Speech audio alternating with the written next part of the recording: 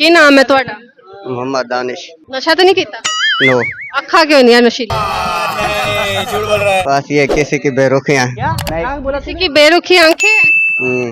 किसकी? देख लो भाई। बस कोई है, किसी ने तुम्हें दी है आंखें कि कोई किसी ने तुम्हें नशा दे दिया? बस किसी का इंतजार है। मोहब्बत है किसी नाल? जी ਉਹਦਾ इंतजार है। जी, ਉਹਨੋਂ ਕਿੱਥੇ ਹੈਗੀ? कैसे लोग रहते हैं यार यहाँ पर। है अपने घर की। समझ रहे हो? ਮਿਲਦੀ ਨਹੀਂ ਹੈਗੀ, ਗੱਲਬਾਤ ਨਹੀਂ ਹੁੰਦੀ होंदी है। ਤੇ ਫਿਰ ਉਹਨੂੰ ਕੋਈ ਪੈगाम ਦਵੋ। अरे कहना क्या चाहते हो? नहीं, नेट पे नहीं दे सकता। ਨਹੀਂ ਜਾਣਦਾ ਤੂੰ ਦੇ ਦੇ। जा भी कोई मसला नहीं है, लेकिन ਤੁਹਾਨੂੰ ਕਿਹੜਾ ਫਿਲਮੀ ਐਕਟਰ ਜਿਹੜਾ ਬੜਾ ਪਸੰਦ ਹੈ? सनी देओल। ਸਨੀ ਦੇਓਲ? जी ਉਹਦਾ ਕੋਈ ਡਾਇਲੌਗ ਬੋਲ ਕੇ ਦਿਖਾਓ। नहीं, और एक डायलॉग है ना, 2.5 किलो का हाथ। वो की डायलॉग है और एक आंदा है, तारीख पे तारीख, तारीख पे तारीख जी सुना है, आंदा है। आता है लेकिन नहीं। सनी देओल दी किन्नियां फिल्मां वेखियां?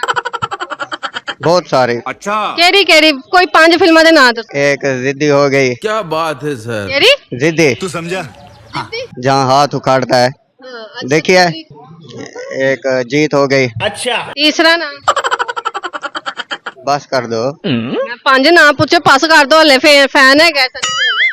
बस दो ही का। अच्छा, कुड़ियां चो तानू केड़ी फीमेल एक्टर पसंद है? कोई नहीं, कोई भी नहीं, क्यों? कुछ भी। बस नहीं, तानू सनी देओल दी जगह सनी लियोन पसंद होनी चाहिए। नहीं, हैं? नहीं, वजह? बस वैसे। गाना आंदा? नहीं, सनी देओल दा कोई गाना सुना ये फंस गया सीएम। इसे पार्टी की मिट। नहीं आता है लेकिन सुना दो, कोई गल नहीं, इत्थे करिए नहीं माम। नहीं।